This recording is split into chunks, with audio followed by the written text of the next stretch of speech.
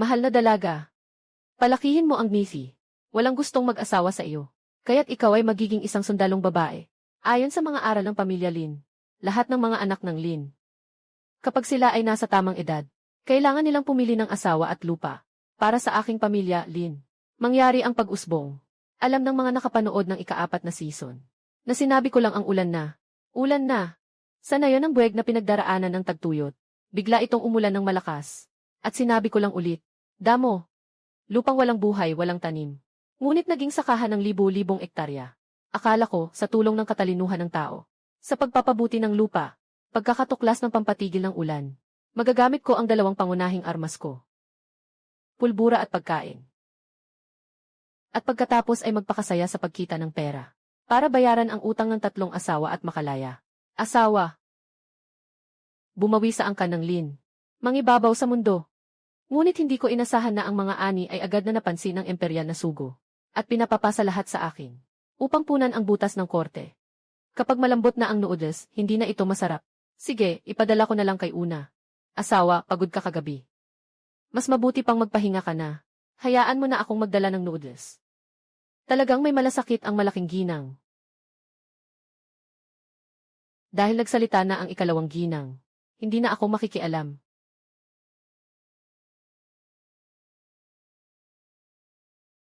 Kakatapos ko lang magluto. Anong nangyari? Kasi ikaw, mabaho kang lalaki. Lahat kayo may sakit.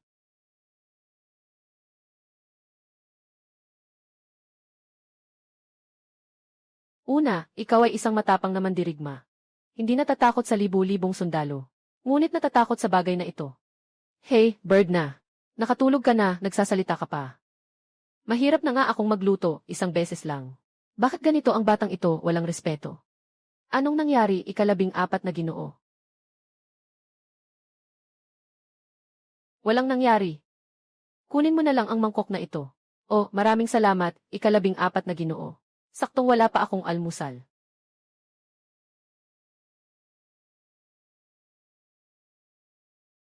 Tadya lang, pumunta ako sa kusina para magluto. Ano bang sinabi ninyong 3? Ay nako, nakakainis ka na. Una, anong balak mo? Talaga bang gusto mo ako? Bakit lagi mo akong inaapi? Hindi ba ako kasing ganda nila? Una, may mali ka bang naisip? Lagi akong patas sa inyo 3. Hindi ako nagkikiling kanino man.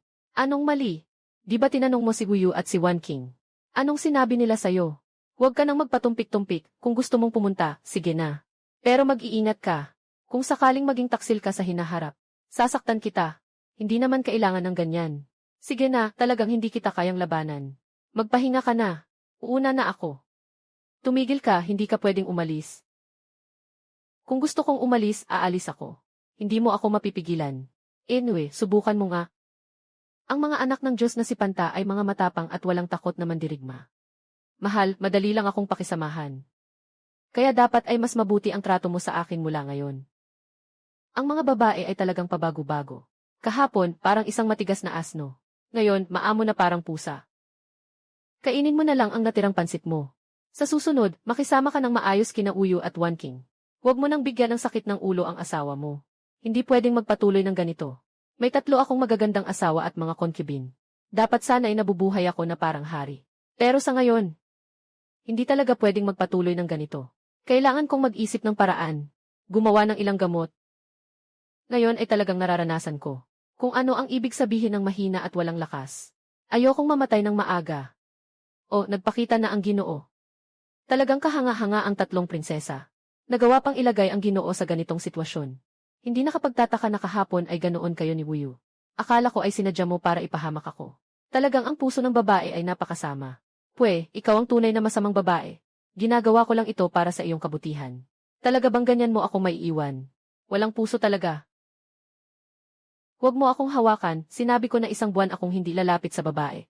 Lumayo ka sa akin.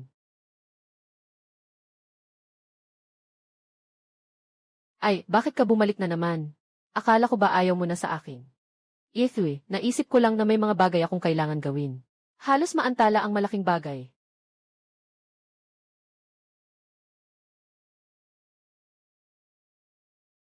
Sino yan? Bumalik ka na, asawa. Sabi ng matandang punong baryo. Maraming tao ang dumating sa Yochengfiu. Yung dapat dumating, dumating pa rin. Ginoo Lin, sa wakas nakarating ka na. Ngayon, ang dato ng tahanan at ang kinatawan mula sa palasyo. Si Dato Kui ay espesyal na dumating upang inspeksyonin ang New Bay Village. Mabilis, samahan ninyo ako upang salubungin ang dalawang dato. Bakit ang bilis? Ay, Ginoo Lin. Ang bilis mo naman. 2 araw pa lang ito. Nakaani ka na ng lahat ng butil. Siyempre. Mga Ginoo, narito na si Ginoong Lin. Ako po si Linyon, nakilala ang mga Ginoo. Narinig ko po na maganda ang ani sa nyugan ng baka ngayong taon. Bakit wala akong nakitang kahit isang uhay ng trigo? Sinadya mo bang lokohin ako? Hindi po alam ni Ginoong Q. Noong isang araw lang, nagsimula ng anihin ng New Bay Village ang mga butil. Ngayon, matagal nang naimbak at nasilyuhan ang mga ani. Kaya hindi niyo na talaga makikita ang mga uhay ng trigo. Yes, sir, sinabi ko na noon. Sinabi na ipapadala ang mga sundalo ng Yocheng upang mangolekta ng bigas. Magtatangkang labagin ang utos. Maling-mali ang pagkaintindi ninyo sa akin, Ginoo. Ang ganitong pag-aani ng bigas ay talagang tungkulin ng New Bay Village. Bakit ko naman ipapahirap ang Yocheng? Bilang isang mamamayan, wala akong balak na manlin lang. Anyway, tanong ko sa'yo. Ilang butil ng palay ang naani ng New Bay Village ngayong taon? Sabi ng matandang punong barangay kay Lord Ki. Ilang butil ng palay ang naani ng New Bay Village ngayong taon? Nagrereklamo po, Ginoo General. Ngayong taon, nakapag-ani ang New Bay Village ng 120,000 gin ng trigo. Talagang kuripot si Linyon. Ang pagtatago ng tunay na bilang ay isang malaking kasalanan. Kapag nalaman ng mga opisyal ang totoo, baka buong nayon ng New Bay ay mapugutan ng ulo. Bakit 120,000 gin lang ang kaunti? Narinig ko na ngayong taon ang New Bay Village ay nagbungkal ng mahigit 1,000 mo ng lupa. Linyon, alam mo ba na ang pagtatago ng ani sa pamahalaan ay isang mabigat na kasalanan na pinuputulan ng ulo at maaaring magdulot ng parusa hanggang sa 9 na henerasyon ng pamilya. Kahit na talagang gusto ng mga matatanda ang ulo ng mga karaniwang tao, wala namang sobrang pagkain ang mga karaniwang tao.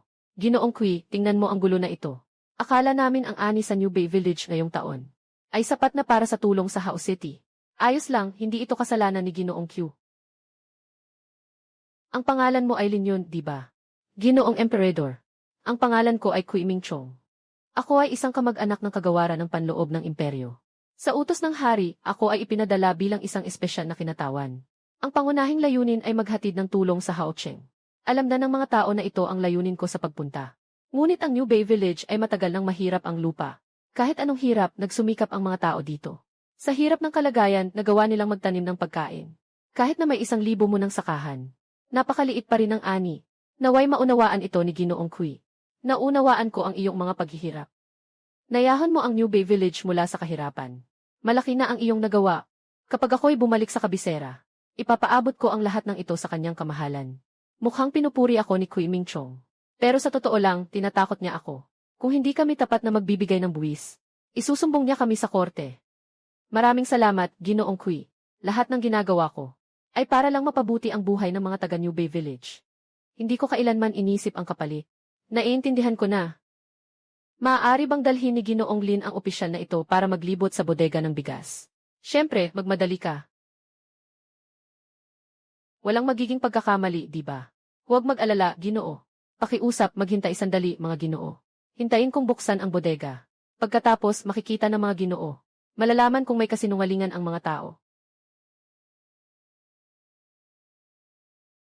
Mukhang bagong itinayo ang bodega ng pagkain ni Ginoong Lin, hindi ba? Talagang may matalas na paningin ang kabilang panig. Tama, ang mga tao ay nag-ipon ng pagkain. Kaya't pinagamit nila ang mga taga-baryo para hukayin ang bodega. Si Lin yun ay parang isang maliit na fox. Ano man ang itanong mo sa kanya, tiyak na maiiwasan niya ang sagot. Ngunit ang matandang punong baryo ay mukhang hindi masyadong marunong sa mundo. Kaya't simulan natin sa matandang ito. Kayo po ang punong baryo ng Newbing Baryo, hindi ba? Ano mang katanungan ni Ginoong Kui, maaari ninyong itanong sa akin. Matanda na ang punong baryo. Hindi na masyadong malinaw ang kanyang pagsasalita. Ay, huwag mag-alala, Ginoong Lin. Ako ay dumating ngayon bilang opisyal. Ang paghahanap ng pagkain para sa sakuna ay isang bahagi nito. Kasabay nito, nais ko ring malaman ang kalagayan ng mga tao. Kaya hindi mo kailangang mag-alala. Ano kaya ang gustong itanong ni Ginoong Kui? Ako po ay magsasabi ng lahat ng aking nalalaman. Walang itatago. Ilang ganitong uri ng imbakan ang itinayo sa New Bay Village. 2 ang lokasyon. O, nasaan ang isa pa? Yung isa pa ay nasa gitna ng nayon. Talagang mahilig pahirapan ng matandang punong baryo. Nagulat ako. Akala ko nagkamali ang matandang punong baryo at sinabi ang totoo. Maliit lang ang basement sa gitna ng nayon. May ilang tuyong isda lang ang nakaimbak sa loob. Dahil sa nakaraang nayon ng baka, madalas itong pinahihirapan ng mga tulisan upang mapanatili ang sapat na pagkain. Kaya't sinadyang itinayo ang bodega sa gitna ng nayon. Bilang pag-iingat. Ginoong Kui. Papasok ka pa ba para maglibot? Iyan nandito na ako. Siyempre, kailangan nating bisitahin ito. Tingnan natin kung ano ang mga nagawa ni Ginoong Lin sa nakaraang 6 na buwan. Ayos, Ginoong Lin. Talagang gumawa ka ng isang napakalaking kabutihan para sa ating dakilang daan. Isang napakalaking bagay. Pinasalamatan mo ako, Ginoong Kui. Ang mga tao ay gumagawa ng kanilang makakaya at umaasa sa tadhana. Makakamit ng ganitong ani, dahil sa karunungan ng emperador ng aming dakilang daan. Talagang kahanga-hanga si Lin yun. Nadiskubre ng kagalang-galang na kinatawan ang pangalawang silid bodega. Hindi siya natakot at nanatiling kalmado. Hindi naguguluhan sa panganib. Maganda ang intensyon ni Ginoong Lin na maglingkod sa imperyo. Tiyak na ipapaabot ko ito sa kagalang-galang na emperador. Sige, dalhin mo ako sa nayon na iyon. Para tingnan ang sentrong bodega. Wala bang opinyon si Ginoong Lin? Siyempre, dahil ito ay kagustuhan ni Ginoong Kui. Kahit nabigyan mo ng 100 tapang. Ang mga karaniwang tao, hindi sila kailanman tatanggi. Nakakagulat, dapat ay kinakabahan si Lin yun gayon. Ngunit wala akong nakikitang kahit anong senyales ng pagkabahala. Kakaiba. Baka nagkamali ako sa hula. Buksan ang silong na ito. Para makita ni Ginoong Kui. Ang silong sa gitna ng nayon ay hindi pa nabubuksan ng mahigit 6 na buwan. Nandyan ang mga tuyong isda. Siguradong mabaho ito. Bakit ka pa nakatayo dyan? Bilis, buksan mo na.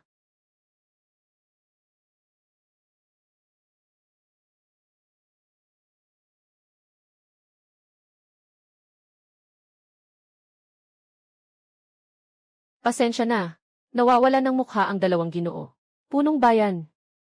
Ito na ang pangalawang bodega na sinasabi mo. Nga. Ang bodega na ito ay lugar ng imbakan ng mga tuyong isda sa aming Yubing Baryo. Hindi ito binubuksan sa karaniwan. Ginagamit lamang ito sa mga oras ng kakulangan sa pagkain. At si Ginoong Kui ay isang espesyal na sugo ng korte. Hindi ko talaga kayang magsinungaling. Ikinalulungkot ko talaga. Hindi ko inaasahan ito. Na sa halip na makakuha, mawawalan pa. Ginoong Kui. Sa pagkakataong ito, sana'y maniwala kayo na hindi nagsisinungaling ang mga karaniwang tao. Ang New Bay Village ngayong taon ay talagang 120,000 jin lang ang ani ng pagkain. Sumusumpa ako sa langit. Talagang ito lang ang 120,000 jin. Talaga namang hindi ka magsasalita ng hindi nakakagulat, ano? Hihi! Lumapit si Linyon para tanggapin ang utos. Bagaman ikaw ay anak sa labas ng pamilyang Lin na isang prinsipe. Sa totoo lang, hindi ka dapat tumanggap ng opisyal na posisyon sa dakilang Duanshen Dynasty. Ngunit pinangunahan mo ang mga mamamayan ng New Bay Village upang baguhin ang kanilang kabuhayan. At nagbigay ng 10,000 jin ng bigas. Para sa aming dakilang dato ng Shen na nagbigay ng malaking kontribusyon. Kaya't ang kinsay na ito ay nakipag-usap sa Ginoong Fuyin. At nagpa siya na itaguyod ka bilang pinuno ng internal affairs ng New City. Talagang masinop ang 2 ginoong ito. 12,000 jin ng bigas ang biglaang kinuha ng 10,000 jin. Sa huli, isang posisyon lamang bilang pinuno ang ibinigay. Maraming salamat sa inyong 2, mga Ginoo. Tiyak na ako'y magsisilbi ng tapat at buong puso. Gagawin ko ang lahat ng aking makakaya. Hinding-hindi ko bibigyan ang inyong pagtitiwala. Sabi na ni Ginoong Linyon. Basta't ikaw ay tapat na maglilingkod sa imperyo. Hinding-hindi ka pababayaan ng imperyo. Tama ang sinabi ni Ginoong Q. Ngunit ang posisyon ng tagapangasiwa ay isang mababang opisyal. Ginoong Lin. Ang tagapangasiwa ay isang maliit na opisyal lamang. Kung talagang kailangang ikategorya, dapat itong ituring mula sa 9 na antas ng opisyal. Pumunta ako sa 2 at kumuha ng 100,000 kilong bigas. Ngunit ibinigay lang sa akin ay isang 9 na antas na opisyal. Para lang sa mga namamalimos. Ahem, wag mong maliitin ang posisyon mo. Sabi nga ng kasabihan, mahirap ang simula. Maraming tao ang gustong pumasok sa gobyerno pero walang paraan. Kahit na ikaw ay isang mababang opisyal. Pero nakapasok ka na sa gobyerno. Basta't magtrabaho ka ng mabuti. Sa kakayahan mo. Hindi matutumbasan ang iyong hinaharap. Hindi ba't ito ang paraan ng mga nakatataas para mangako sa mga nakabababa? Nagtuturo ka ba sa akin kung paano gumawa ng trabaho?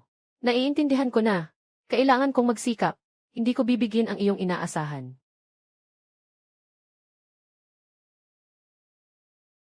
Talagang binuksan mo ang aking mga mata ngayon. Halos mamatay ako sa takot sa iyo. Wala akong masyadong naisip, Ginoo. Pinaalalahanan mo ako na huwag ipahayag ang katotohanan. Pero natatakot akong magkamali, kaya isinama ko na rin ang bodega sa gitna ng nayon.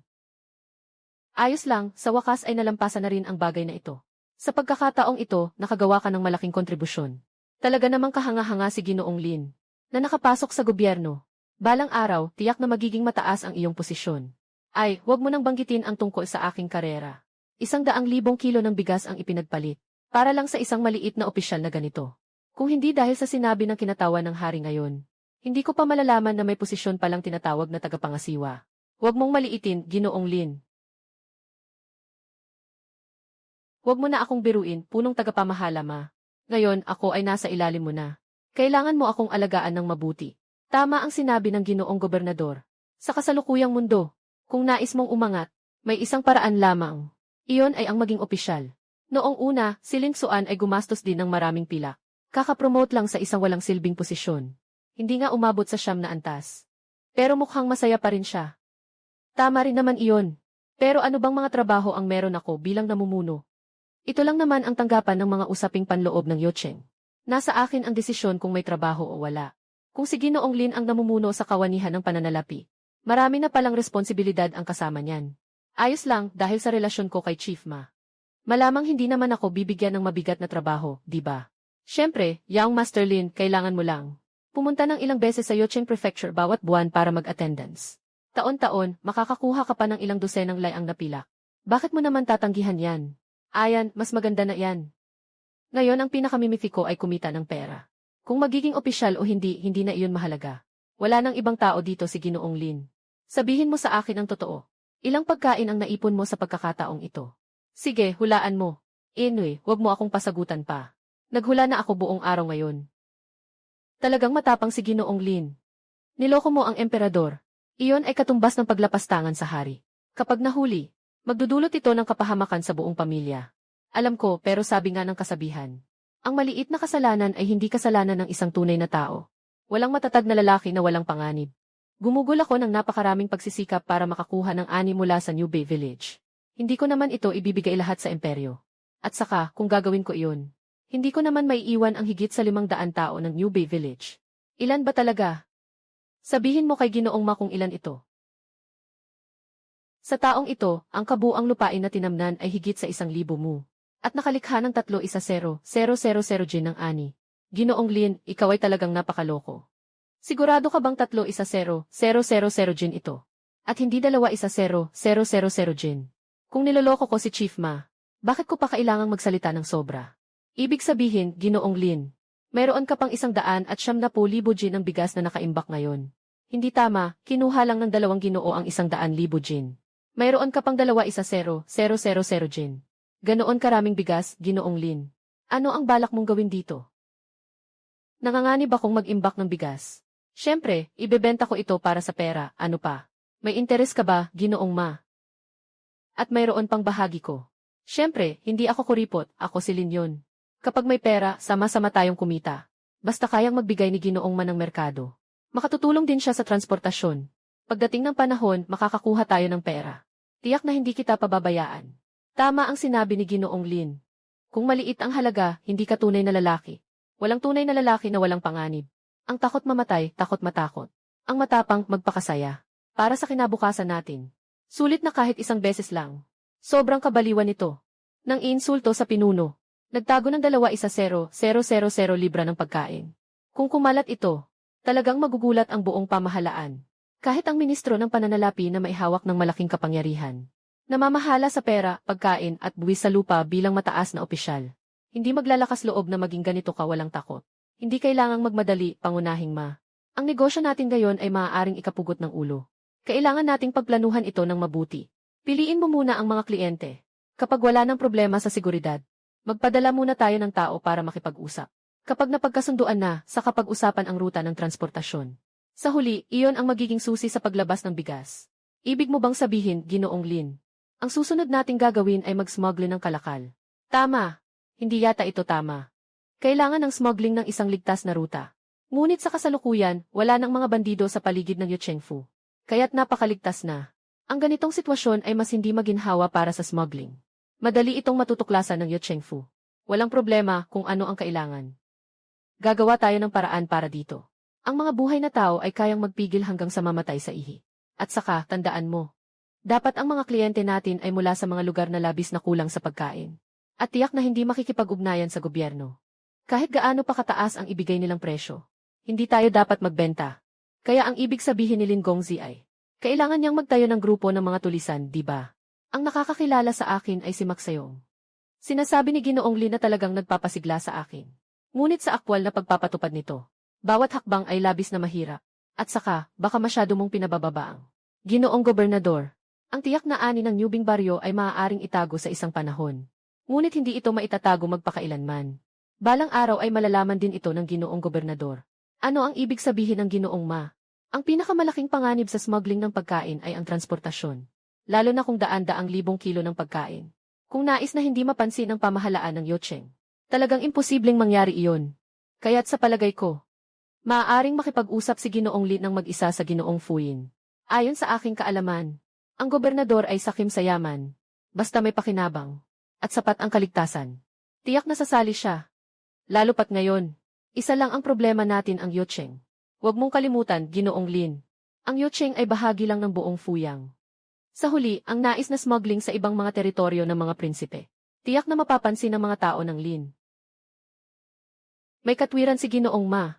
Mukhang masyado akong naging optimistiko. Kaya't ang Ginoong Lin na nais kumita ng pera mula sa pagkain, ay tiyak na hindi maiiwasan ang Ginoong Prefect. Handa akong ibigay ang aking bahagi na 50% kay Ginoong Prefect bilang benepisyo upang maisakatuparan ito. Ganito na lang, wag munang magmadali sa bagay na ito. Maghintay-hintay na lang tayo. Baka may iba pang pagkakataon na darating. Si Ginoong Lin ngayon ay para bang nananaginip. Sa aking ngayon, nakapag-imbak kami ng 2-0-0-0 kilong bigas. Talagang hindi ka panipaniwala ito. Ito ay simula pa lamang. Kailangan mong matutong umangkok. Ha ha ha. Sige, pag-usapan na ang seryosong bagay. Mamaya, dapat mong ipatawag ang mga taga-baryo. Pagkatapos ng pag-aani, ayusin ang lupa ng mabuti, tandaan. Gamitin ang paraan na itinuro ko sa mga taga-baryo para gumawa ng pataba. Ingatan ang lupa ng maayos. Nakuha na ni Ginoo Lin ang lahat. Mag-aani pa rin ang palay hanggang sa susunod na tagsibol. Bakit ka magmamadali? Sino ang nagsabing tapos na ang anihan, hindi na magtatanim? Malayo pa ang taglamig. Huwag tumigil, magpatuloy sa pagtatanim. Paano naman ito posible? Maghintay na lang hanggang sa lamig at yelo. Kahit na tumubo ang mga pananim, hindi ito makakapagpatuloy na lumago. Sa huli ay mamamatay ito sa lamig. Mas mabuti pang sumunod ka. Sa mga sinasabi ko, may plano ako. Ayos. Sige, aayusin ko na ito. Ah, tama na. Ipasa mo na ang mga binhi ng trigo dito sa akin ng maaga. Kahit na sa nakaraang buhay hindi ako magsasaka. Hindi rin ako gaanong pamilyar sa pagtatanim. Pero kahit papaano, 2 beses akong naging tao. Madali lang para sa akin na mag-ani ng 2 beses sa isang taon. Pero kapag dumating na ang panahon ng matinding lamig, pwede naman naming isara ang mga greenhouse. Basta't may sapat na sikat ng araw at tubig. Ang kapaligiran sa loob ng greenhouse ay angkop na angkop para sa pagtatanim ng palay. Kahit na mas mabagal ang paglaki, tinatanggap pa rin iyon. Pero ngayon, ang tanging problema ay kung ano ang maaaring ipalit sa plastik na tela. Ang mga greenhouse na ginagamit para sa agrikultura sa mundo ay lahat gawa sa plastik. Napapanatili ang temperatura at napapanatili rin ang halumigmig. Pero sa lipunang pyudal, hindi talaga kayang gumawa ng plastik. Ano ba, anong ginagawa mo? Mahal, bilisan mo at tingnan mo. Nag-aaway sina Ate Wuyu at Ate Wanking. Bakit mo ako pinapatingin? Akala mo ba ay kaya kong ayusin ang pagtatalo nila? Pero hindi mo rin sila pwedeng baliwalain. Paano kung mag-away sila? Kung mag-aaway, mag-aaway na. Basta huwag lang ako ang masaktan. Yes mabangis na lalaki. 2 ate ang nagtatalo para sa iyo. At ikaw ay walang pakialam. Kapag nakuha mo na, hindi mo na pinapahalagahan. Ano ang ibig sabihin ng hindi pagpapahalaga? Sige, sabihin mo sa akin. Saan ba ako pupunta para tumulong? Yeh, sina Buyu at Wan King ay mga asawa ko. Kung tutulungan ko ang isa, masasaktan ang isa pa. At kailangan ang may problema ang mag-ayos. Bigyan natin sila ng kaunting espasyo.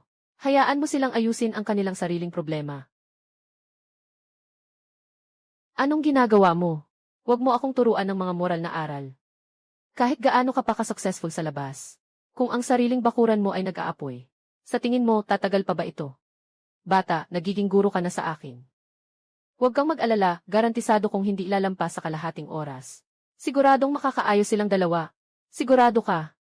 Siyempre, sigurado. Kailan ba ako nang loko sa'yo? Tama, hintayin mo ako saglit. Bakit? Hindi mo naman balak na ipagawa sa akin na iligtas ka, di ba? Anong iniisip mo? Bukas-bukas papasok na ako sa bayan. Sama ka sa akin. Ang saya pumasok sa bayan. Matagal na akong hindi makatiis dito. 2, 1, 2. 1, 2, 1.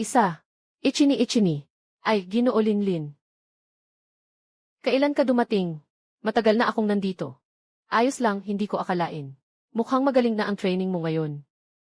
Bakit ka nandito, Ginoong Lin, sa ganitong oras? Mayroon bang dahilan? Gusto mo bang malaman kung ano ang pinag-usapan namin? Ni Ginoong Ma, kung nais mong sabihin, Ginoo Lin, ako ay nakahanda makinig. Ngunit sa palagay ko, malamang na tungkol ito sa pagkain, di ba? Tama, sabihin ko na lang ang totoo sa'yo. Balak kong ibenta ang 200,000 kilo ng pagkain. Ha? Ginoo Linlin. Hindi po ba ako nagkamali ng dinig? Ganito karaming bigas. Paano mo ito ibebenta? Kung malaman ito ng gobernador, tiyak na tapos na tayo. Nga, kapag nalaman nila, siguradong patay tayo. Pero paano kung hindi nila malaman? Kung hindi nila malaman, hindi ko muna aalalahanin kung paano ibebenta ang mga butil. Nais ko lang itanong, paano natin ito ililipat? 200,000 yen ay hindi maliit na halaga. Kung gagamit tayo ng kariton, tiyak na makakakuha ito ng atensyon. Ito ang dahilan kung bakit ako nandito sa iyo. Ano po ang inyong utos, Ginoo? Noong huli, sinamahan mo si Curie sa pagsugpo ng mga tulisan. Dapat ay pamilyar ka na sa paligid ng Yocheng sa loob ng 1,000 li, hindi ba? Tama po. Sige, may itatanong ako sa iyo. Sa loob ng 1,000 li na ito, mayroon pa bang mga tulisan? Sabihin mo ang totoo. Meron po. Pero ang mga natitirang tulisan ay napakatuso na. Karaniwan ay mahirap hanapin ang kanilang mga bakas. Baka naman gusto ng binata na gamitin ang mga bandido para magdala ng supply. Hahaha, talagang lumalabas na mas matalino si Ginoong Zeng. Isang sulyap lang ay nakikita na. Sobra naman po ang inyong papuri, Ginoo. Ako'y talagang hangal. Sadyang araw-araw ay sumusunod sa inyo. Kaya't nahawa na ako ng kaunting talino. Tama na ang mga pa-cute na yan. Bukas ng umaga, aalis ako papuntang Yocheng para mag-asikaso. Sama kayo ni Una sa akin. Palagi may bahid ang 3 Ginoo sa opinyon tungkol sa akin. Kung ako ang pupunta, baka. Sige na, ang 3 Ginoo ay diretso magsalita. Huwag ka nang magtanim ng sama ng loob. Kung may mga bagay na itinatago ng 3 ginang sa kanyang puso, iyan ang magiging kapahamakan mo, bata. Magpahinga ka ng maaga ngayong gabi. Bukas, sasama ka sa akin sa pag-alis. Opo. Kirui. Ginoo. Ngayong araw, sasama ka sa akin papuntang UB Village. Ano ang nararamdaman mo? Wala namang kakaibang pakiramdam. Bagaman mukhang mahirap ang UB Village sa kabuuan. Pero kung titingnan mo ang mga tao, hindi sila mukhang nagdurusa. Mukhang maganda ang kanilang kalagayan. May ningning ang kanilang mga mata. Napansin ko rin ang ilang bahay ng mga taga nayon. Pero lahat ng bahay ay nakasara. Parang may pinaghahandaan. Alaynan. Tapos na. May kaunti pa. Hindi alam ng aking nasasakupan kung dapat bang sabihin ito. Sabihin mo lang. Hindi kita sisisihin. Ito ang pinakatotoong pakiramdam ng yubekong na yon para sa aking nasasakupan. Parang isang palabas. Maliban kay Lord Lin yun. Pati ang mga karaniwang taga na yon ay tila handa na. Walang takot ang mga tao kapag nakita ang mga sundalo. Pati ang matandang punong bayan. Nagbigay din ng maling pakiramdam sa mga tauhan. Mukhang pareho tayo ng nararamdaman. Ang ibig sabihin ni Ginoo ay, nagsinungaling ang Panginoon na si Lin yun. Ngayon, hindi pa matitiyak. Ngunit may isang bagay na tiyak. Hindi rin sinabi ng matandang si Kyuguang ang totoo sa atin. At hindi basta-basta si Lin yun. Palagi akong may pakiramdam na may malalim siyang lihim. Ibig bang sabihin ng Ginoo? Dapat bang hulihin ko siya upang magtanong ng malinaw? Huwag mag-ingay upang hindi matakot ang ahas, ito ay isang malaking pagkakamali sa digmaan. Dahil si Q Guangri ay tutulong sa pagtakip sa lihim ng anak ng Lin na hindi lehitimo. Tiyak na may malaking lihim dito. Babantayan mo ang pintuan mamaya. Kahit si Q Guangri, hindi siya papayagang makapasok. Kailangan kong maglakbay ng hindi nagpapakita. Pupunta ako muli sa Newbie Village. Gabi na po, mahal na Ginoo. Mukhang hindi tama na lumabas ng lungsod ngayon. Paano kung may panganib? Walang problema. Isasama ko lang ang isang bantay mula sa palasyo at magpapanggap kami palabas ng lungsod. Hindi kami makikilala ng mga kakilala. Kahit makasalubong ng mga tulisan, kaya naming harapin.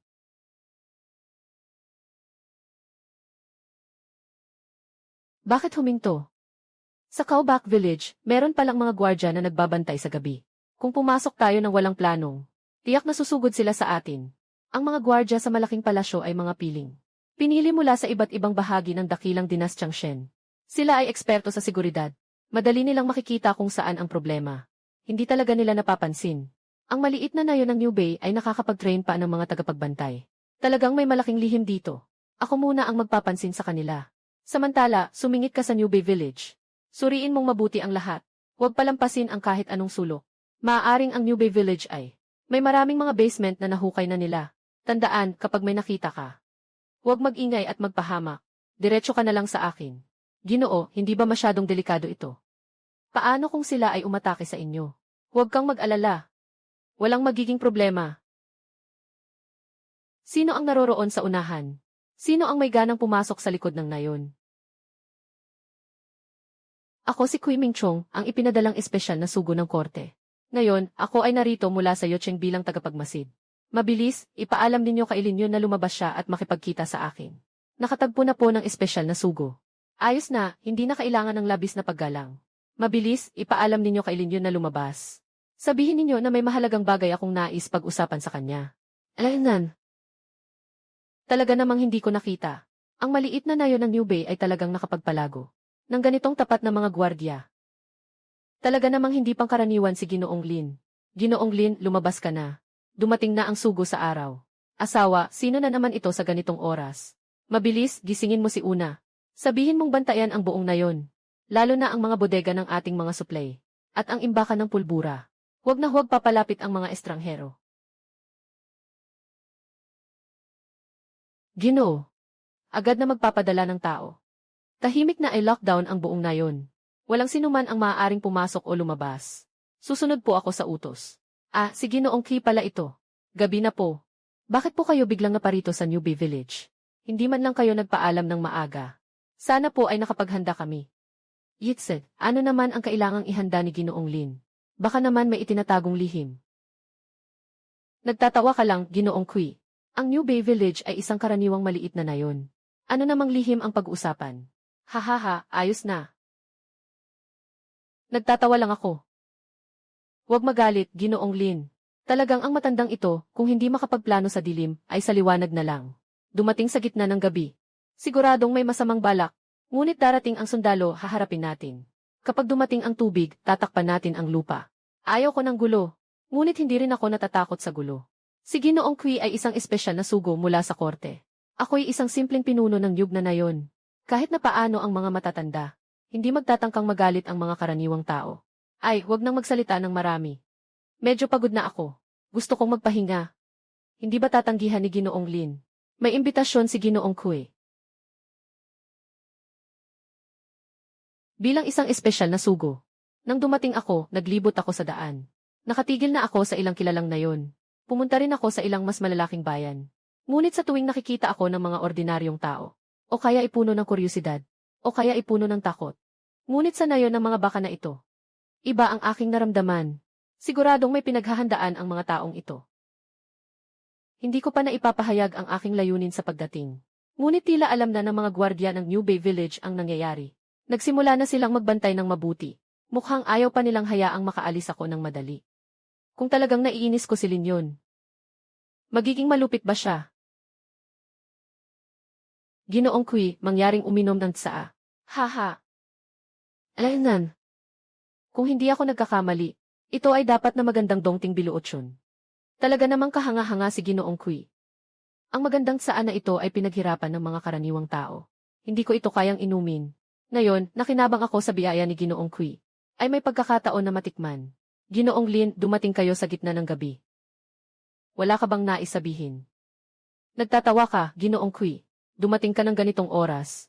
Dapat ay may dahilan ka. Maaari mong sabihin ng diretsyo. Ano man ang kayang lutasin ng mga karaniwang tao. Tiyak na hindi niya tatanggihan. Wei Wanqing. Wala na kayong kinalaman dito, umalis na kayo. Ngayon, maaari na kayong magsalita, Ginoo. Linyon, ang tapang mo talaga. Hindi ko alam kung ano ang ibig sabihin ni Ginoo Kui. Sige na, huwag ka nang magpanggap. Ang New Bay Village nagsimula sa pagtatanim ng palay. Nakarating na sa akin ang balita. Kahit gaano ka pa kagaling. Ang mga pananim sa lupa ang tunay na magpapatunay. Unahin nating alisin ang problema ng kakulangan sa lupa ng New Bay Village. Kahit gaano pa kababa ang ani. Ang ani mula sa 1,000 ektarya ay tiyak na hindi bababa sa 100,000 jin. Kailangan ko pa bang ipaliwanag ito? Ngayon, bibigyan kita ng isang pagkakataon. Sabihin mo sa akin ang tiyak na produksyon. Bakit gusto mo pa ring tumanggi? Naiintindihan ang pagdududa ni Ginoong Kui. Ngunit ang katotohanan ay nasa harapan.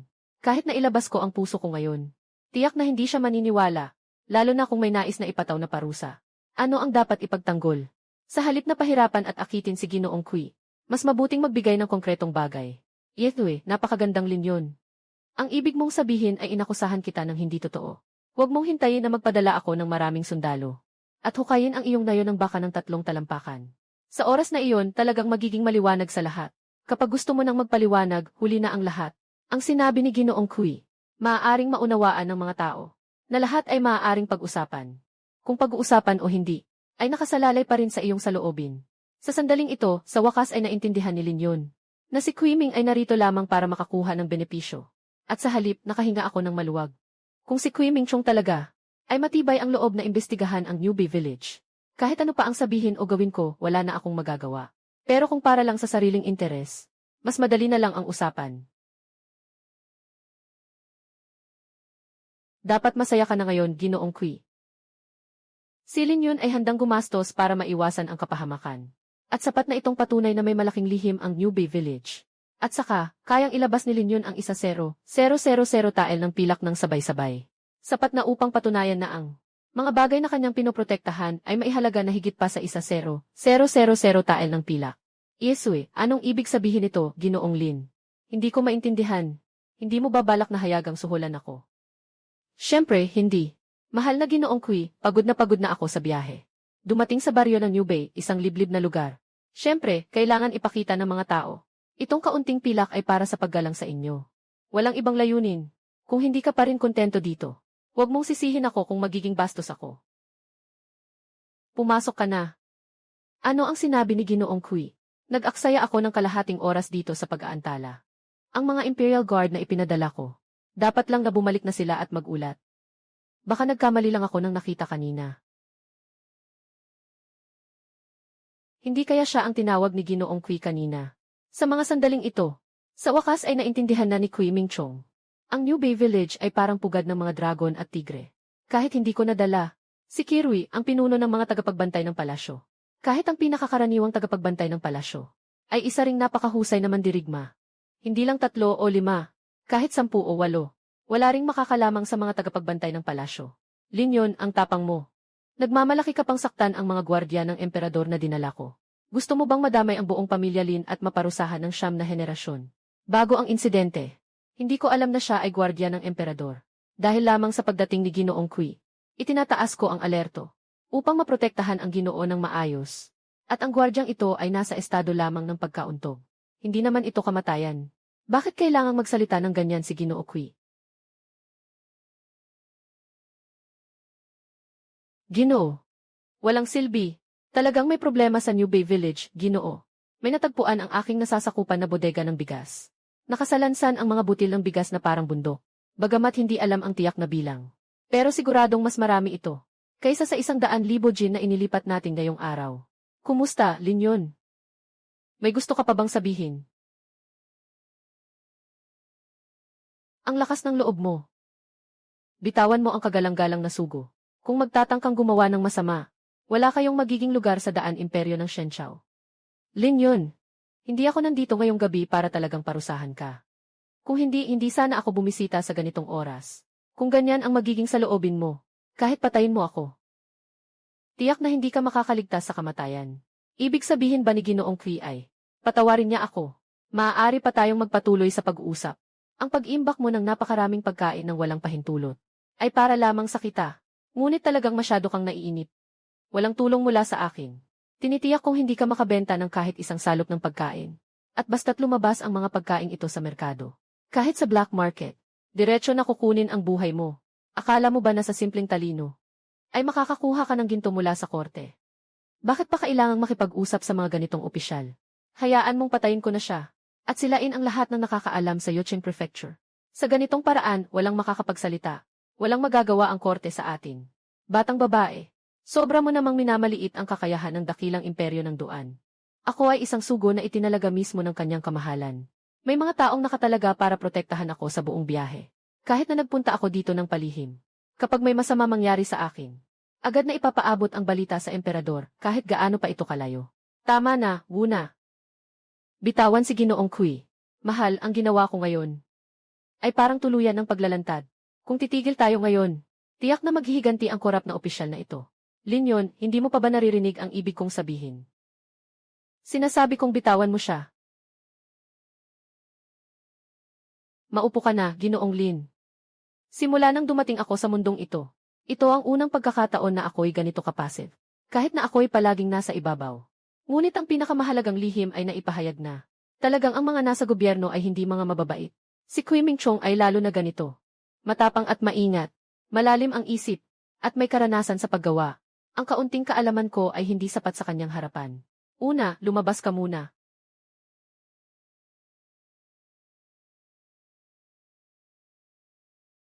Sige, ngayon ay dapat na tayong pag-usapan ang mga seryosong bagay. Ayon sa sinabi ni Ginoong Kui kanina, hindi ba't gusto niyang makihati sa kita? Hahaha, ano sa tingin mo? Ginoong Kui, tulad ng sinabi mo. Ako si Lin Yun, medyo may mga maliit na talino at plano ako. Maaaring hindi ito mapansin ng mga matatanda. Pero kung gagamitin ang ibang paraan, ikaw o ang hukbo sa likod mo. Hindi ka talaga sigurado na ako ang kalaban mo. Sige na, hindi mo na kailangang magbanta sa akin. Gusto ko lang makakuha ng bahagi. Bagamat labis akong nagtataka kung anong paraan ang ginamit mo. Hayaan mong ang nayon ng Yubei na ito na walang tao ay makapagtanim ng ganitong karaming pagkain. Ngunit hindi na ito mahalaga. Ano ang iyong opinyon, Ginoong Kui? Wala akong magandang opinyon. Ngunit ang mga pagkain sa inyong nayon. Ipasa lamang sa akin. Tiyak na matutulungan kitang maubos ito. Hindi rin ako ganun kaambisyoso. 3% na kita ay sapat na. Ano ang iniisip ni Ginoong Lin? Walang problema sa 3% na kita. Ngunit may isang bagay na kailangan kong linawin.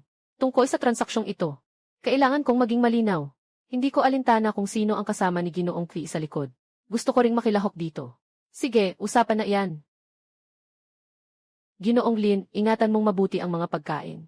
Kapag opisyal lang sinimulan ang plano, ako mismo ang magdadala ng mga tao rito. Kailan mo balak simulan, Ginoong Kui? Ay, Ginoong Lin, huwag kang magmadali. Sa buhay, madalas hindi natin makuha ang gusto natin. Ang natitira pa ay kailangan pang pagdaanan ng maraming pagsubok. Lalo na't ganito kalaking transaksyon. Akala mo ba'y madali lang itong matatapos? Sinasabi ko na sa'yo, kung wala pang 1 o 2 taon, huwag kang umasa. Hehe, tama ka rin naman. Mukhang ako ang masyadong nagmamadali. Sige, ngayon maaari mo nang sabihin sa akin kung gaano karaming bigas ang nasa kamay mo. Anong ibig sabihin nito? Ito ay 100,000 jeans. Dapat ay higit pa dyan. Hindi ito 100,000 jeans, kundi 200,000 jeans. Ano, 200,000 jeans? Nabaliw ka na yata. Kamakailan lang sa dakilang imperyo ng Duan. Ang hari ng Timog ay nakipaglaban sa mga barbaro sa Hilaga. Nagpadala sila ng 10,000 piling sundalo. Ang pamahalaan ay naglaan lang ng mahigit 10,000 kilo ng pagkain. Huwag kang magulat, Ginoong Kui. Basta't may matatag na mga kliyente. At mailigtas na ruta ng transportasyon. Ipinapangako ko na tuloy-tuloy ang supply ng pagkain. At hindi maapektuhan ng sakuna o kaguluhan. Akala ko noon na si Lin Yun ay kayang magdala ng 11 hanggang 12,000 kilo ng pagkain at iyon ay napakahusay na. Sapat na iyon para kumita siya ng malaki. Sapagkat walang ibang may lakas ng loob na magtago ng ganoong kalaking dami ng pagkain. Kitang-kita ng lahat. Ang anak na itinakwil ng pamilya Lin ay hindi basta-basta. Nais ko pa sanang isama siya sa aking hanay. Kung magagamit ko siya, mas mabuti sana. Kung hindi ko siya makontrol, maaaring magdulot ito ng malaking problema. Linyon, sigurado ka bang para lang sa pera ang dahilan mo? At hindi dahil sa ibang mga intensyon. Ang dakilang daan ay isang mapayapang kaharian. Lahat ng ito ay dahil sa kabutihan ng mahal na hari. Bagamat mababa ang aking katayuan, alam ko pa rin ang tama at mali at marunong akong magpasalamat. Paano ko magagawang magdulot ng kasamaan at pahirapan ang mga tao? Mabuti at naunawaan mo ang prinsipyong ito. Hindi mo na kailangang tanggapin ang pilak na ito. Itabi mo na lang para sa iyong sarili. Ang plano ay itutuloy gaya ng dati. It's set, gabi na. Mauuna na akong umalis. Pagkatapos kong bumalik sa palasyo at magulat, saka natin muling pag-usapan ang lahat. Basta na lang aalis si Ginoong Kui. Mukhang hindi yata tama iyon. Huwag kang mag-alala, hindi ako sisira sa aking salita. Hindi ka rin niya gagantihan. Ito ang personal na token ng Undersecretary ng Ministry of Revenue. Basta't hawak mo ang token na ito, maaari kang makapasok sa Ministry of Revenue. Ingat ka, Ginoo. Hindi na ako maghahatid pa. Alaynan. Anong pangalan mo, bata? Panda Tribe una. Kung gusto mo ng paghihiganti, sige lang. Ang anak ng Diyos ng Panda ay hindi natatakot sa anumang hamon. Lalo na sa mga makapangyarihan. Sa iyong lakas, sayang naman kung dito ka lang. Sa maliit na yon.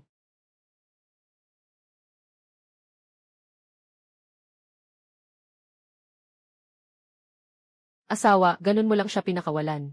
Hindi ka ba natatakot sa kanyang paghihiganti? Makatutulong ba ang takot? Sino ang nag-utos sa'yo na kumilos ng walang pahintulot?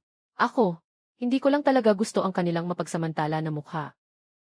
Malapit ka nang makasira ng malaking bagay kanina. Sige, tapos na ang usaping ito. Magpahinga ka na rin. At ipaalam mo kay Zheng Yuli. Sabihin mo sa kanya na mag-ingat. Tuloy pa rin ang plano bukas. Sa tingin ng dalawang babae, ang biglaang pagdating ng opisyal ngayong gabi, ay siguradong may malaking nangyari. Hindi lang nila alam ang mga detalye. Bakit niyo ako tinitingnan? Mahal, wala ka bang gustong sabihin? Ano nang sinasabi mo? Huwag kang magpanggap na hindi mo alam. Bakit nga ba si Kui Mingchong ay dumating sa iyo ng ganitong oras? Ano bang dahilan nito? Si Ye Wanqing ay nakapasok na sa mundo ng politika. Kaya't sobrang pamilyar siya sa ganitong mga bagay.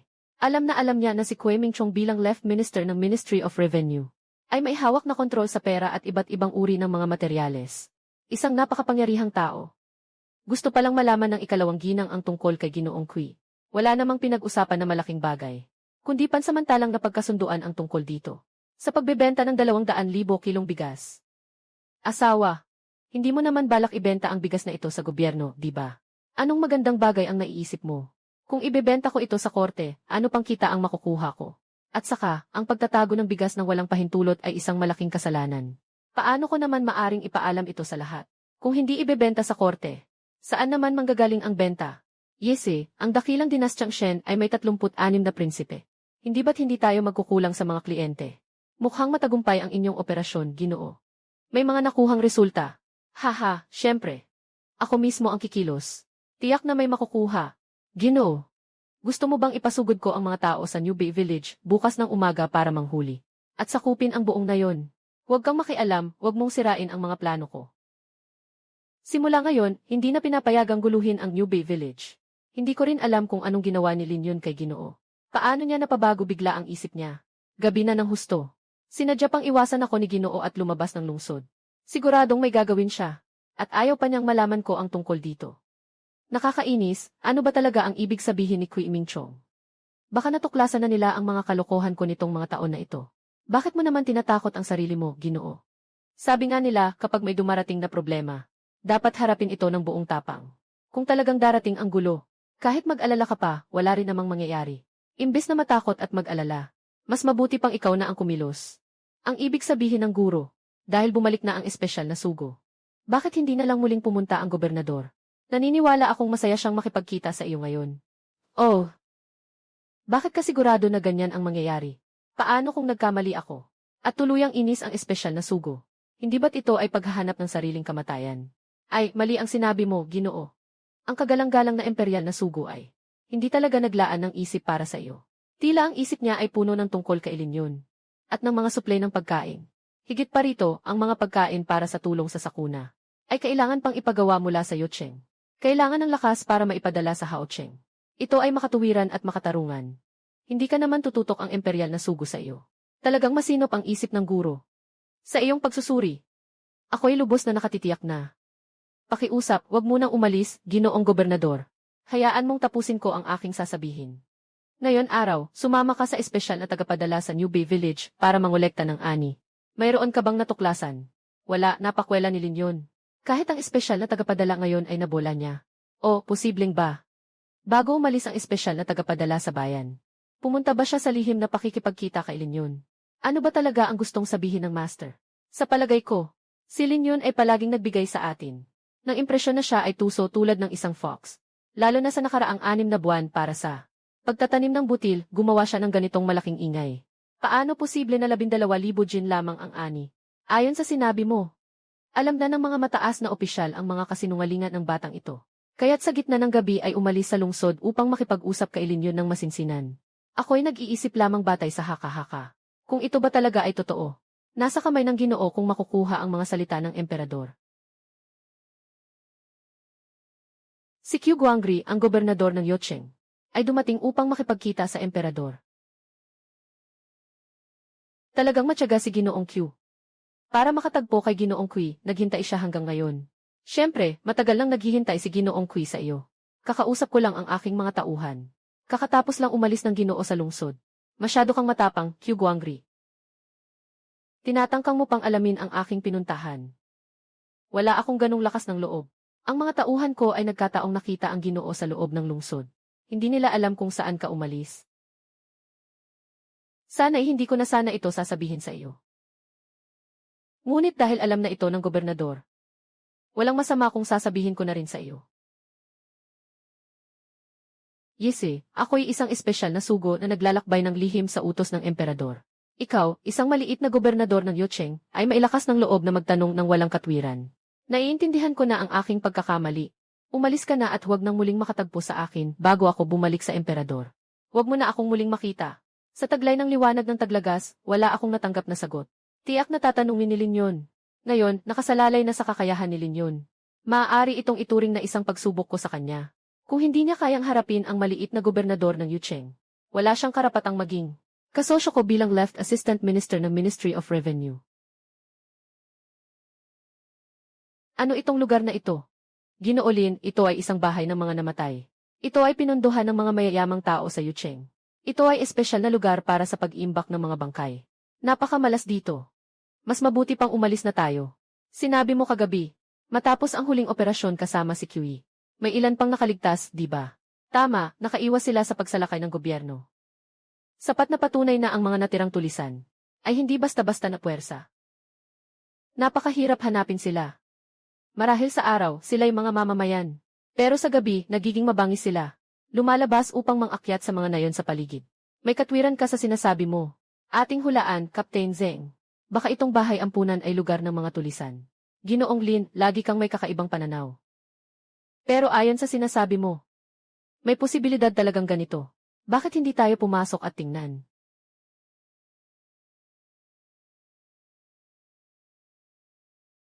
Baka naman gusto nilang pumasok dito. Huwag tayong kumilos ng padalos-dalos. Ngunit dapat tayong maging handa. Kung ang mga ito ay mga ahente ng gobyerno na ipinadala para mag-imbestiga, dapat silang patayin. Sundin ang utos. Mas mabuting huwag na lang. Tara na.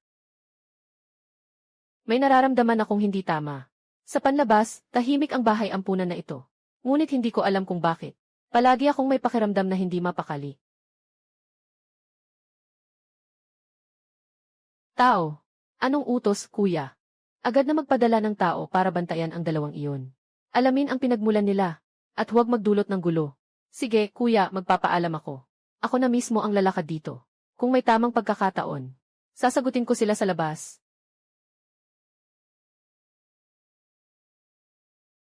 Ganito tayo papasok. Hindi ganito ang pasok. Kailangan pa bang magbigay ng 3 baw at 9 na pagyuko? Hindi ba natatakot ang Ginoo na malaman ng araw ng taglagas ang katotohanan? Ano nang ikinakatakot ko, ako ang namamahala sa mga panloob na gawain. Ang posisyon ko ay siya mismo ang nagtalaga. Sa totoo lang, dapat araw-araw akong pumapasok dito. Kaya normal lang na nandito ako ngayon. Nasaan na yung linggong Zinatuso? Kasama mo rin ba siyang papasok? Jixet, ikaw na lang ang maiwan para protektahan ako. Una, huwag ka nang sumama sa akin sa loob. Ano naman ang gagawin ko? Pumunta ka sa pamilihan. Tingnan kung may nagbebenta ng buhangin. Tandaan mong yung pinong buhangin. Tumingin ka muna, huwag bumili. O kaya tanungin mo ang pinagmula ng pinong buhangin. Kapag natapos na ako, pupunta ako sa'yo. Sige, ganun na lang. Kapag wala ako, si Zeng ang namumuno. Kailangan mong pangalagaan ang iyong asawa ng mabuti. Kung may mangyaring masama sa kanya, hindi kita patatawarin. Huwag mag-alala, Yanhe. San? Sige, pumasok na tayo. Maaari bang itanong, ikaw ba ang Ginoong Lin mula sa Niebe ng Baka? Ikaw ay nakakilala sa akin. Kaya pala, ikaw si Ginoong Lin. Ang aming tagapamahala ay nag-utos na. Kung sakaling dumating si Ginoong Lin, ay dapat siyang payagang pumasok. Talagang maganda ang loob ng tanggapan ng panloob ng mga usapin, Ginoong Lin. At mukhang mas maganda pa ang kapaligiran kaysa sa tanggapan ng Yucheng. Siyempre, ang tanggapan ng panloob ng mga usapin ay espesyal na namamahala sa pera. Kaya't ang mga pangunahing infrastruktura ay tiyak na mataas ang kalidad. Dagdag pa rito, ang liwanag ng taglagas ay para sa pagtakip sa mga mata ng tao. Sinasadya na gawing simple at luma ang loob ng Yucheng Mansion upang ipakita ang kanyang pagtitipid. Ako si Lin yun. Nakilala ko si Ginoong Ma. Walang anuman, Ginoong Lin. Sila ay mga taong mapagkakatiwalaan ko. Alam din nila ang ating relasyon. Nakilala ko si Ginoong Lin. Mabuti na lang at alam ni Ginoong Ma ang dahilan ng aking pagdating. Ngunit maaari bang magtanong, hindi ba nagalit si Ginoong Ma? Ay, masyado namang malayo ang sinasabi ni Ginoong Lin. Ang pabango ay gawa mo. Dapat lang na dumaan ka para tingnan ito. Kung hindi ka nagtanong, maaaring magduda pa ako sa sinseridad ni Ginoong Lin. Dahil sa sinabi ni Manager Ma, kampante na ako ngayon. Pagkatapos, nagsimula na ang pagbebenta ng pabango. At maganda naman ang resulta. Gusto ko rin sanang makipagkilala sa ilang kliyente. Baka may iba pang oportunidad sa negosyo. Ang sinabi ni Ginoong Lin ay lalo akong na-excite. Pero may pagkakataon na para kumita. Yung librong Gongting na Ijing na binigay mo sa akin noong nakaraan. Mayroon ka pa bang kopya niyan? Mukhang may napala si Ginoong Lin mula roon ah. Ano bang pinagsasabi mo? Sino bang may napala? Kinuha na ni Una yung kopya ko noon. Na-inspire lang ako sa Gongting na Ijing na iyon. Gusto ko lang subukang gumawa ng gamot na pampalakas. Hindi ko alam kung interesado si Ginoong Ma. Ang ibig sabihin ni Ginoong Lin ay, tama, iyon nga ang ibig mong sabihin. Hindi pwede ito. Bakit hindi pwede? Hindi ba naniniwala si Ginoong Ma sa aking kakayahan?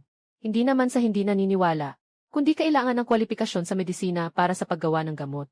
Kung sino man ay pwedeng magbigay ng gamot, hindi ba't magiging magulo ang mundo? Paano makakakuha ng kwalifikasyon sa medisina? Kailangan pumunta sa Baikao Hall para sa pagsusuri ng mga parmasyutiko. Pagkatapos makapasa ng maayos, magbibigay ang Baikao Hall ng kwalifikasyon sa medisina. Maaari nang magpatakbo ng tindahan ng gamot. Ang Baikao Hall ay kontrolado rin ng gobyerno. Tama, ang Baikao Hall ay nasa ilalim ng kagawaran ng mga gawa. Sa buong dinastyang dayuan, maaaring may ilang libong sangay ito. Dahil sa kontrol ng kagawaran ng mga gawa ng korte. Kaya't matatag ang kanilang likuran. Sila ang mga opisyal na responsable sa kalusugan ng imperyo. Lahat ng mga mediko ay mula sa Baikao Hall. Sige, kung gayon, maaari bang pakiusapan si Ginoong Ma na alamin ito para sa akin? Ano ang mga nilalaman ng pagsusuri para sa mga parmasyutiko? Dahil gusto ni Ginoong Lin na inspeksyonin ang bentahan ng pabango. Pabayaan mo na lang silang dalawa na sumama, ano sa tingin mo? Ako pa rin ang tagapamahala ng palasyo ng panloob na gawain.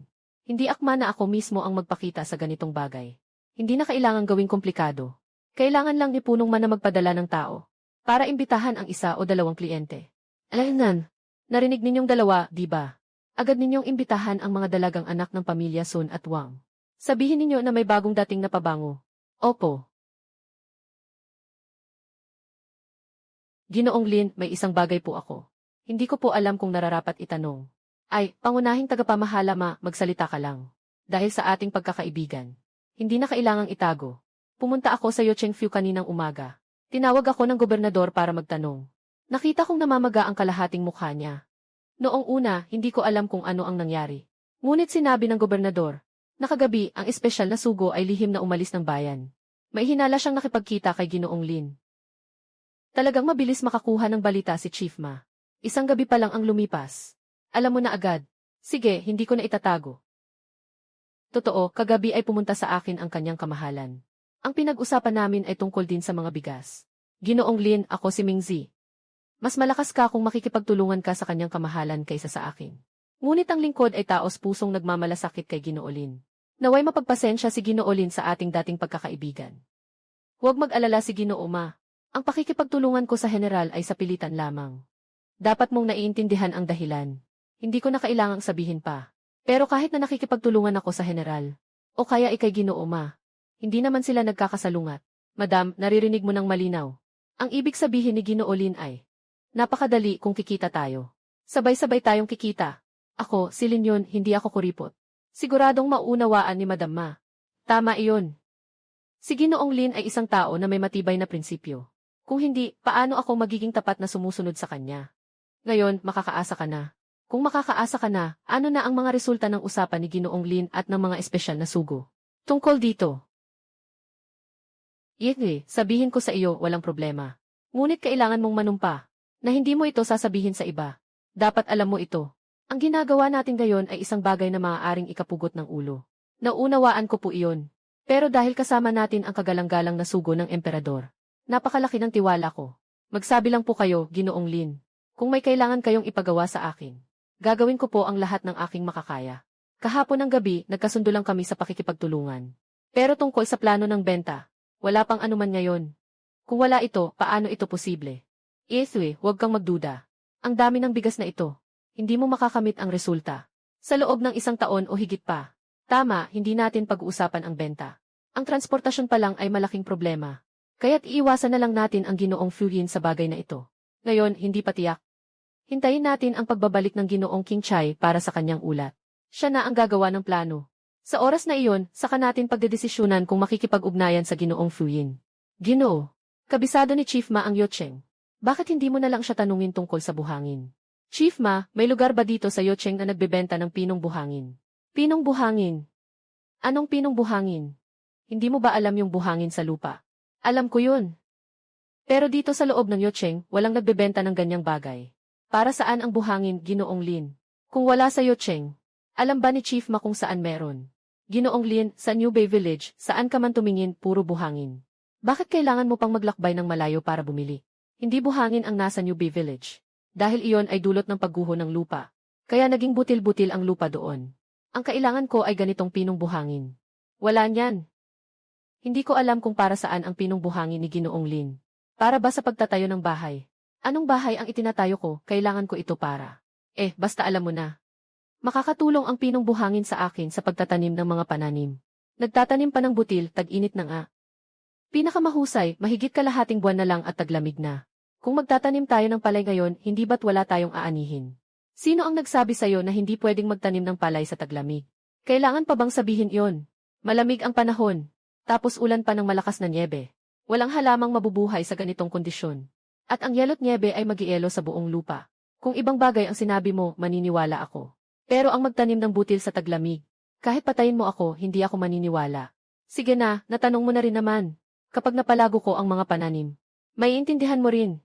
Unahin mong isipin kung paano ako matutulungan. Saan kaya ako makakakuha ng buhangin? Buhang. Kailangan pa rin ay pinong buhangin. Naiintindihan ko na. Sa kanluran ng bayan ng Taoyuan ay may isang malawak na disyerto. Doon ay punong-puno ng buhangin. At ito ay pinong buhangin. Tuwing taon, may mga mangangalakal na naliligaw dito. Minsan ay nahaharap sa buhawi at nalulunod. Hahaha, ayos lang yan. Ang bayan ng Taoyuan ay teritoryo pa rin ni Beige Lingsuan. At saka, may mina ng tanso doon. Gusto mo bang ipapunta ko ang mga tao ko para tumulong, Ginoong Lin? Hindi na kailangan ng tulong ni Ginoong Ma sa bagay na ito. Bukod dito, kung gagamitin mo ang mga tauhan mo, tiyak na mapapansin ito ng Ginoong Fuyin. Mas magiging masalimuot pa. Ginoo, ang bayan ng Taoyuan ay nasasakupan ng iyong pangwalong kapatid. Pupunta tayo sa lugar na iyon. Hindi ba tayo maaabala niya roon? Ginoo, kung nais ninyo, hayaan ninyong ako ang kumilos. Walang atrasan, walang tigil. Patayin ko na lang siya. Si Ginoong Lin, si Lingsuan, ay Panginoon pa rin ng bayan ng Taoyuan. Kahit na tinanggal siya noon ni Ginoong Fuyin bilang tagapamahala ng seguridad. Pero kahit paano, isa siyang pinuno sa lugar na ito. Kung biglang mamatay si Lingsuan, tiyak na magdududa ang mahal na gobernador. Alam ko at hindi ko rin balak siyang patayin. Mukhang kailangan kong pumunta roon mismo sa mga susunod na araw. Ginoong Lin, gusto mo bang samahan kita papuntang Taoyuan Town? Manager Ma, hindi mo kailangan gawin lahat ng bagay ng mag-isa. Alam kong gusto mong ipakita ang halaga mo. Ngunit ang ganitong napakalaking panganib, ay huwag ka nang makialam. May sarili akong pananaw. Ah, hahaha. Ang mga dalaga mula sa pamilyang Sun at Wang ay narito na. Naghihintay sa harap. Ginoong Lin, ang pinuno ng pamilya Wang ay ang aking general sa Yucheng. Isang tao na may hawak na kapangyarihang militar. Ang dalagang ito na inanyayahan ay si Wang Shu.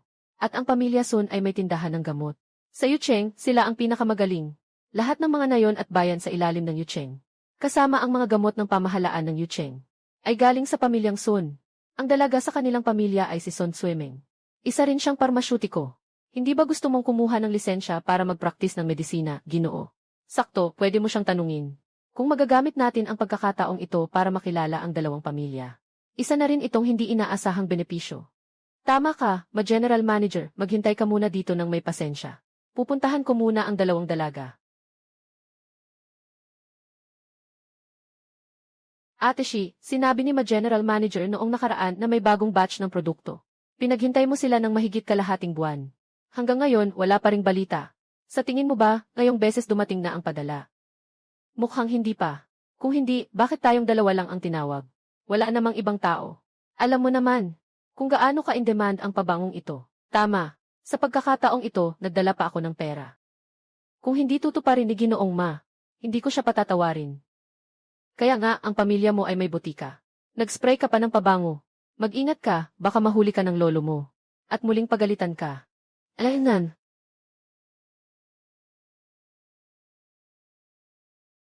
Sino ka?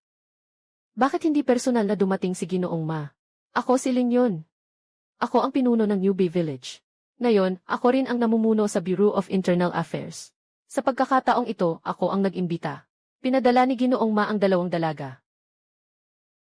Ikaw, isang simpleng namumuno. Bakit mo nagawang imbitahin si Chief Ma? Lin yun. Ikaw ba ang Lin yun na kamakailan lang? Pinagkalooban ng parangal ng gobernador at ng Imperial Envoy. Ako nga po. Ang makilala si Miss Wang ay isang malaking karangalan para sa akin. Huwag mo naman akong tawaging ako po ng paulit-ulit. Ikaw ay isang maliit na opisyal lamang ng Bureau of Internal Affairs. Maaari ka lamang umabot sa ikasyam na antas, bahagya lang. Talaga bang iniisip mong ikaw ay isang opisyal na? Tama ang sinabi ni Miss Wang. Katatapos ko lang marinig ang dalawang Ginoo na nag-uusap tungkol sa pabango. Hindi ko alam kung ano ang opinyon mo tungkol sa pabango. Na ibinenta sa iyo ni Ginoong Ma. Maaari mong ipahayag ito. Opinyon. Ikaw, isang pinuno ng Bureau of Internal Affairs. Walang silbi ang magbigay ng opinyon sa iyo. Mabilis, tawagin mo si Ginoong Ma. Makikipag-usap kami sa kanya. Pasensya na. Sa dalawang ginang, ngayon ay ako lamang ang makakapag-usap. Bastos ka, maliit na pinuno. Nagmamalaki ka bang magpasya para kay Ginoong Ma? Mag-ingat ka, baka isumbong kita kay Ginoong mamamaya. Talagang napakalakas ng impluensya ni Yan. Wang, kung hindi mo alam, akala mo ikaw ang pinuno ng mga sundalo. Gusto mo pang isumbong ako. Natatakot akong wala kang kakayahan para dyan. Dahil kay Lin, nakakuha ako ng pahintulot mula kay Ginoong Ma. Dumating upang salubungin kayong dalawa, mga Ginoo. Tiyak na may dahilan ito. At sa kasalukuyan, lahat ng pabango na ibinibenta sa Yucheng ay gawa ko, si Lin yun. May mga saksi na sina Ginoong Fuyin at Ginoong Ma. Ngayon, sa tingin niyo ba wala akong karapatan na makipag-usap sa inyo? Impossible. Pumunta ako sa bahay upang pag-aralan ang proseso ng paggawa ng pabango kasama ang aking lolo. Sabi ni Lolo, napakagaling talaga nito. Tanging si Master Liu Zuanxi ang mula sa kabiserang lungsod lang ang kayang lumikha ng ganitong pabango. Matagal ko nang narinig na ang pamilya Sun ng Yucheng ay nagsimula sa pag-aapotekaryo. Ngayon, pinalawak pa nila ang kanilang negosyo. Sa lahat ng mga baryo at bayan sa ilalim ng Yucheng. Hindi ko inakala na limitado rin pala ang kanilang pananaw. At masyadong mayabang ang kanilang pamilya. Talagang nakakabigo. Ano ang sinabi mo? Kung matapang ka, ulitin mo nga. Mga tao, hulihin ang taong ito na napakabastos. Alaynan. Hindi ko akalain na ganito kabastos ang dalawang batang ito. Huwag kayong magsalita ng mga bagay na hindi nararapat. Baka magalit si Lin yun. Mukhang mabait si Ginoong Lin na ito. Ngunit napakamasamang isip. Talagang handang gumawa ng masama. Baka magdusa ang pamilya Wang. Miss Wang, alam mo ba kung anong lugar ito? Na naglakas loob na sumigaw. O hindi mo ako pinapansin? Hindi ba kayo magsusorry kay Ginoong Lin? Humingi ng tawad. Bakit kailangan kong humingi ng paumanhin sa isang maliit na tagapamahala? Ay, sige na lang. Hindi ako nandito para makipag-away o magtanim ng galit. Alam kong mataas ang tingin ninyo sa inyong sarili. Pero kahit naniniwala kayo o hindi kailin yun, hindi ko kailangang magpaliwanag. Diretsong mga katotohanan na lang ang pag-usapan natin.